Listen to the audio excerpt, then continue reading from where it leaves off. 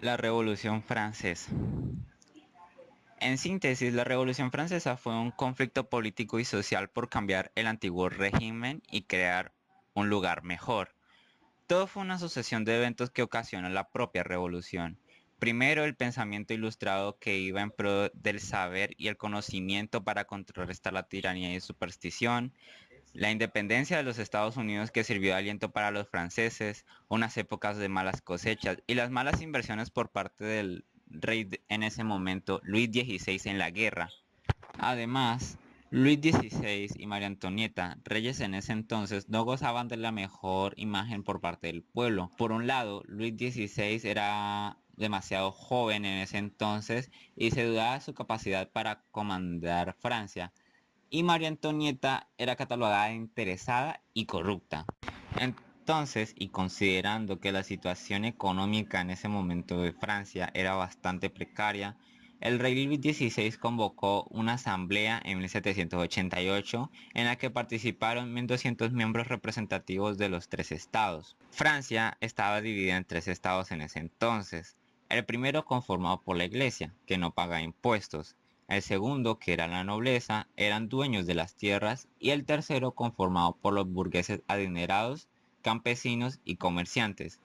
Cabe resaltar que tanto el primer y segundo estado solo representaban el 3% de la población de Francia en esa época. Retomándolo en la asamblea, el tercer estado para tomar decisiones exigía una votación por cabezas, que les da más equidad a las votaciones, pero el primer y segundo estado se les negaron cerrándole las puertas al tercer estado.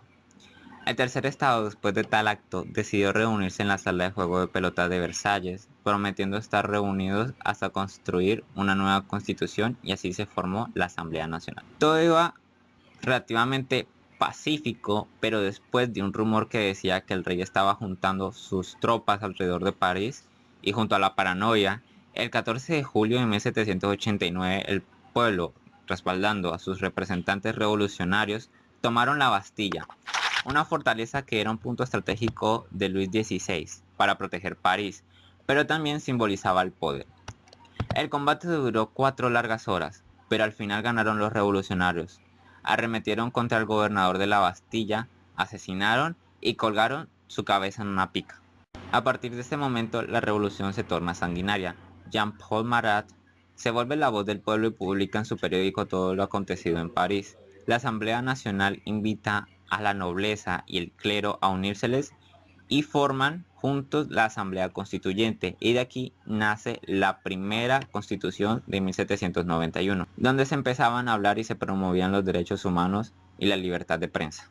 Después de lo acontecido, se corrió otra vez el rumor de que el rey estaba organizando sus tropas contra los revolucionarios, y Jean-Paul Marat, que incitaba a los franceses a despertar, provocó que el 5 de octubre de 1789 la gente marchara hacia Versalles, acampando y organizando revueltas. Incluso, poco después se exigió que el rey y la reina se trasladaran a París, al Palacio de las Tullerías, y así lo hicieron, y así comenzó Francia con una monarquía parlamentaria.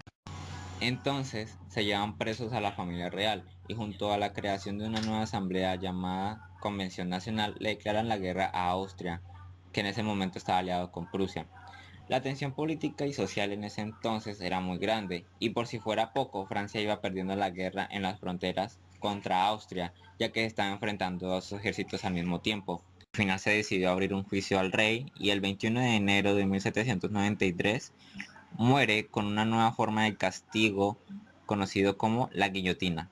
María Antonieta correría con la misma suerte poco después. En este momento la Convención Nacional decide dividir su poder legislativo a cargo de la Convención y el poder ejecutivo a cargo de un órgano llamado el Comité de Salvación Pública, donde tenía un gran peso Robespierre. Todo empeoró y se empezó una guerra civil conocida como la Guerra de la Vendée. Para contrarrestar a los antirrevolucionarios se creó un reinado llamado el Reinado del Terror, una época entre 1793 y 1794 donde se decapitaron entre 10.000 y 40.000 personas, y por lo general moría gente de la nobleza y sacerdotes. La locura de Robespierre está llegando muy lejos, y muere con él el Reinado del Terror en 1794, decapitado. En 1795 se crea una nueva constitución retomando todos los orígenes y valores de la revolución.